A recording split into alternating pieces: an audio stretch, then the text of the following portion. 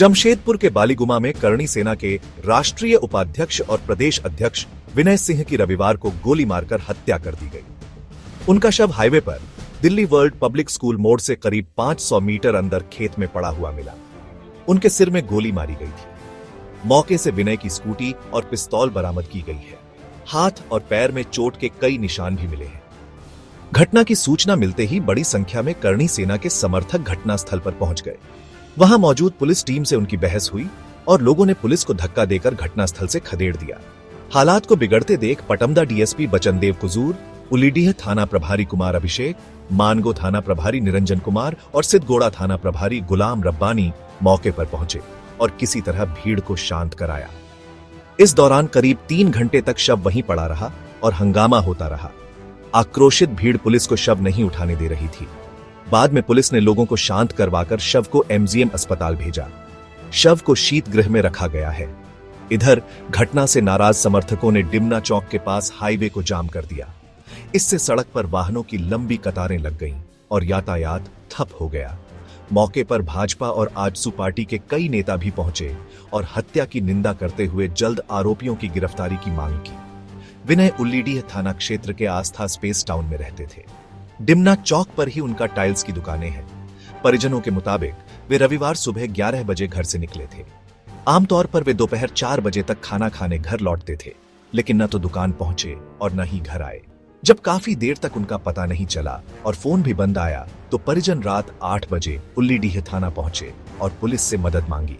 Police ने mobile location के आधार पर खोजबीन शुरू की और रात 8 बजे उनका शव बरामद किया। पुलिस का कहना है कि शव पर चींटियां लग चुकी थीं, जिससे यह साफ है कि हत्या दोपहर 12 बजे के आसपास की गई होगी। पुलिस को विनय के बाएं हाथ में एक पिस्तौल मिली है, जिससे शुरुआती जांच में यह बात सामने आ रही है कि या तो हत्या को आत्महत्या का रूप देने की कोशिश हुई है या फिर यह पूरी तरह सुनियोजित तरीके से हत्या की गई है। फिलहाल police CCTV footage, mobile call detail और अन्य सबूतों के आधार पर जांच कर रही है।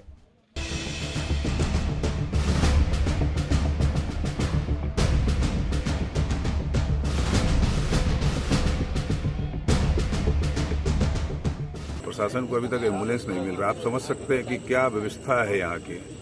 और डीएसपी साहब खुद कह रहे हैं कि आ रहा है। अगर एमजीएम यहाँ से मात्र 1 किलोमीटर की दूरी पे है और वहाँ से एम्बुलेंस आने में अगर 1-2 घंटा लग गया तो घाटशिला और अगर ग्रामीण क्षेत्र में ये घटना हुआ रहता तो कितना देरी लगता। तो ये कहीं ना कहीं प्रशासन का फेलियर है। इसका उचित जाँच होना चाहिए। कम होगा जब तक उसकी गिरफ्तारी नहीं होगी, चिन्हित नहीं किया जाएगा अपराधियों को, तब तक हम लोग इसके बॉडी को डिस्पोजल नहीं होने। ये लड़का इतना सीधा था जिसको किसी लंद फंद से जरूरत नहीं है, किसी से कोई संबंध नहीं है, उसका भी मर्डर हो गया है। तो ये बहुत गहराई से प्रशासन को जांच करना होगा। लगभग 11 साढ़े 11 बजे घर से निकला है और उसका कुछ पता नहीं चल रहा है। तो उन लोगों ने हम लोगों से लोकेशन के लिए रिक्वेस्ट किया था। हम लोगों ने लोकेशन उनका देखा तो उसका लोकेशन आया है एमजीएम थाना क्षेत्र में, बालीगुमा एक एरिया है, गाँव है।